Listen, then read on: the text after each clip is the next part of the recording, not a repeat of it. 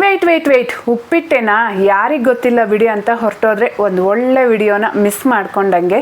ಯಾವಾಗಲೂ ಮಾಡೋ ಉಪ್ಪಿಟ್ಟಂದರೆ ನನ್ನ ಮಕ್ಳಿಗೂ ಸಹ ಅಷ್ಟಾಗಿ ಇಷ್ಟ ಆಗಲ್ಲ, ಬಟ್ ಈ ರೀತಿ ಮಾಡಿದಾಗ ಮಾತ್ರ ತುಂಬ ಇಷ್ಟಪಟ್ಟು ತಿಂತಾರೆ. ಮೊದಲಿಗೆ 1 ಕಪ್ಪಷ್ಟು ಬನ್ಸಿ ರವೆನ ಡ್ರೈ ರೋಸ್ಟ್ ಮಾಡಿ ತೆಗೆದಿಟ್ಕೊಂಡು, ನಂತರ ಎಣ್ಣೆ, ಸಾಸಿವೆ, ಜೀರಿಗೆ, ಕಡಲೆಬೇಳೆ ಚೆನ್ನಾಗಿ ಫ್ರೈ ಆದಮೇಲೆ ಸ್ವಲ್ಪ ಕರಿಬೇವಿನ ಎಲೆ, 1 ಈರುಳ್ಳಿ, ಹಾಗೆ 1 ಕ್ಯಾಪ್ಸಿಕಮ್ನ ಸಹ ಉದ್ದುದ್ದಕ್ಕೆ ಕಟ್ ಮಾಡಿ ಹಾಕ್ಕೊಂಡು ಚೆನ್ನಾಗಿ ಫ್ರೈ ಮಾಡ್ಕೋಬೇಕು. ನಂತರ ಒಂದು ದೊಡ್ಡ ಕ್ಯಾರೆಟ್ನ ಸಹ ಸಣ್ಣದಾಗಿ ಹೆಚ್ಚಿ ಹಾಕ್ಕೊಂಡು ಚೆನ್ನಾಗಿ ಫ್ರೈ ಮಾಡ್ಕೋಬೇಕು. ತರಕಾರಿ ಎಲ್ಲ ಎಣ್ಣೆಯಲ್ಲೇ ಚೆನ್ನಾಗಿ ಫ್ರೈ ಮಾಡಿದ್ರೆ ಉಪ್ಪಿಟ್ಟು ಟೇಸ್ಟ್ ಚೆನ್ನಾಗಿರುತ್ತೆ. ನಂತರ ಸಣ್ಣದಾಗಿ ಕಟ್ ಮಾಡಿರೋ 2 ಟೊಮೆಟೊ, 1 ಇಡಿಯಷ್ಟು ಸಬ್ಬಕ್ಕಿ ಸೊಪ್ಪು ಹಾಕ್ಕೊತಾ ಇದ್ದೀನಿ. ಇನ್ ಕೇಸ್ ಇಲ್ಲ ಅಂದರೆ ಸ್ಕಿಪ್ ಮಾಡ್ಕೋಬೋದು, ಹಾಕಿದ್ರೆ ಟೇಸ್ಟ್ ಚೆನ್ನಾಗಿರುತ್ತೆ.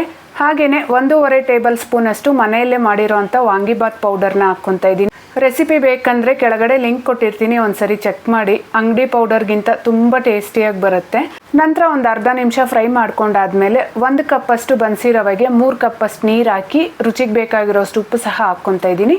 ನೀರು ಚೆನ್ನಾಗಿ ಕುದಿಯೋವಾಗ ರವೆನ ಹಾಕಿ ಚೆನ್ನಾಗಿ ಮಿಕ್ಸ್ ಮಾಡಿ ಪ್ಲೇಟ್ ಮುಚ್ಚಿ 1 ನಿಮಿಷ ಮಾತ್ರ ಲೋ ಫ್ಲೇಮಲ್ಲಿ ಕುದಿಸ್ಕೊಂಡು ಸ್ಟವ್ ಆಫ್ ಮಾಡಿಬಿಟ್ಟು ಒಂದು 10 ನಿಮಿಷ ಹಾಗೆ ಬಿಟ್ಟರೆ ಆಯಿತು. ಇಷ್ಟ ಇದ್ದರೆ ಕೊನೆಯಲ್ಲಿ ತುಪ್ಪದಲ್ಲಿ ಹುರಿದಿರೋ ಅಂಥ ಗೋಡಂಬಿ ಹಾಕ್ಕೊಂಡ್ರೆ ಇನ್ನೂ ಚೆನ್ನಾಗಿರುತ್ತೆ. ಇಷ್ಟ ಆದರೆ ಮಿಸ್ ಮಾಡದೆ ವಿಡಿಯೋನ ಲೈಕ್ ಮಾಡಿ.